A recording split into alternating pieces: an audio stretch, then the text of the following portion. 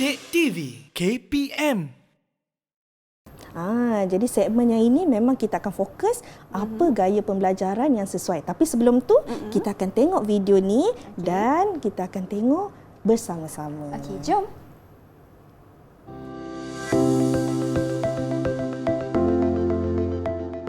Video ini ada sekumpulan pelajar lah, pelajar sedang berbincang, membuat perbincangan di mana ada yang bercakap kemudian video yang ini pula bersendirian tapi dia nampak gembira kan, dia belajar seorang-seorang pun dia nampak okey, dia tak adalah rasa macam tak suka dan sebagainya. Jadi anak-anak kat rumah cuba tengok awak selesa belajar di mana, yang berkumpulan tadi ataupun secara bersendirian. Dah dapat jawapan belum kat rumah? Saya dah dapat dah jawapan saya. Ya, okey. Nanti kita akan kongsikan. Okey. Jadi Syamira sendiri, apa jawapan Syamira? Saya sendiri, saya secara jujurnya saya individu yang suka belajar secara bersendirian. Okey. Jadi suka seorang-seorang belajar. Suka seorang-seorang. Lagi-lagi kalau pukul 4 pagi saya bangun sebab sunyi kan. Jadi fokus lebih tinggilah. Jadi maksudnya masa belajar dulu dah tahulah gaya pembelajaran yang sesuai ya. Okey. Itu saja. Murid-murid macam mana agaknya kan? Jadi kalau dalam segi intrapersonal, gaya belajar intrapersonal ni itu keyword yang maksudnya sama macam Syamira. Maknanya jawapan Syamira tepatlah kalau saya tanya kecerdasan intrapersonal, gaya belajar yang bagaimana. Jadi Syamira lah contoh secara apa yang ada lah. Jadi macam kita tengok video awal-awal tadi kan, bersendirian itu adalah kata kunci. Jadi gaya belajar yang sesuai juga adalah secara bersendirian. Okey. Jadi selain daripada tu, bukanlah dia belajar seorang-seorang saja kan. Ada gaya pembelajaran yang sesuai yang boleh dia lakukan. Okey, bila bersendirian maksudnya dia kurang gangguan dari segi bunyi. Maksudnya bunyi-bunyian. Kalau boleh dia nak suasana tu tenang, sunyi, kurang gangguan daripada orang ramai, suka tempat yang mana dia boleh fokus kepada dirinya sendiri. Selain daripada itu juga, individu yang mana kecerdasan pelbagai dia dari segi intrapersonal tinggi, memang orangnya banyak membuat pemerhatian. Kalau dalam ramai-ramai dalam kelas kan, mungkin orang lain sedang angkat tangan dan sebagainya, tapi individu ini dia lebih banyak untuk duduk dan memerhati mana apa yang sedang disampaikan, situasi yang berlaku di sekelilingnya. Jadi dia banyak membuat pemerhatian. Selain daripada itu, kalau guru sedang mengajar, memang fokus dia banyak mendengar. Sebabnya individu intrapersonal ni dia banyak berfikir.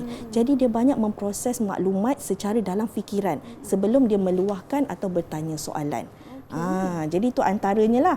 Jadi mungkin boleh cek jugalah dekat rumah kan, murid-murid kan. Tengok ada tak agaknya ciri-ciri gaya belajar ni. Kemungkinan kecerdasan pelbagai awak mungkin tinggi dalam intrapersonal lah. Okey, selain daripada tu, personaliti dia tadi kita dah bincangkan berkaitan dengan berdiri di kaki sendiri, berdikari. Jadi dalam belajar pun dia akan mempraktikkan personaliti ini, iaitu berdikari dalam menyelesaikan masalah.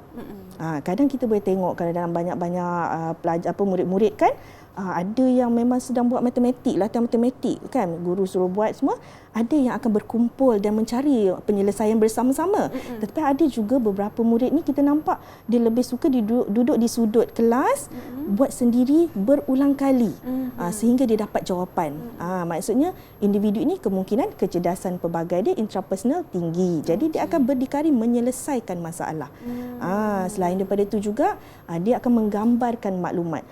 Macam saya sebut tadilah, proses. Dia memproses. Bila proses di dalam fikiran, dia akan menggambarkan, dia akan menghafal, dia akan tengok kembali.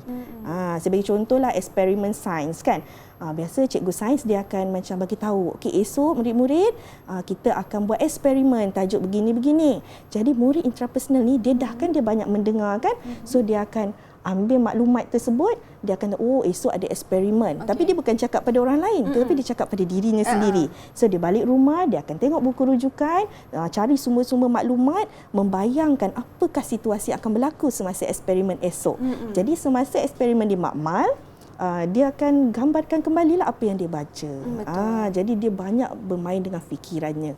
Dia macam tu. Jadi kadang-kadang ada yang bertanya kan, murid ni memang dia pendiam ke? Kan sebab banyak berfikir kan. Memang macam itulah, maksudnya bila intrapersonal dia banyak bermonolog secara dalaman. Dia kurang bermonolog dari segi luaran. Maknanya dia kurang untuk dia membuat tindak balas komunikasi secara dua hala lah. Maknanya satu hala iaitu monolog dalaman. Jadi bagaimana untuk kita mencongkil apa minat dia, bagaimana kita nak tahu belajar tu sesuai ke tidak dengan dia kan.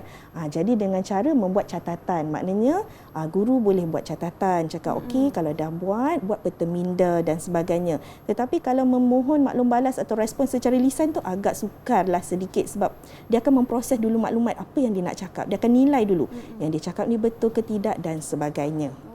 Okey.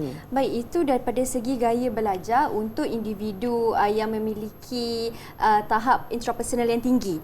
Suka belajar bersendirian di tempat yang sunyi, tiada gangguan. Dan cikgu, kalau murid-murid yang anda katalah ada murid yang intrapersonalnya rendah, apa pula gaya pembelajarannya? Boleh tak dia aplikasikan gaya yang sama ini ataupun lain sikit? Kan tadi kita dah bagi tahu tahap kan. Ada yang rendah, sederhana, tinggi. Jadi yang rendah tu bukan bermaksud dia tu salah, dia tu tak betul, tidak. Tetapi masih boleh kita aplikasikan gaya belajar. Sebab murid ni dalam keadaan dia mencari apa gaya belajar ataupun diri dia yang berkesan untuk kehidupan dia. Jadi antara dia bolehlah dia pupukkan ni.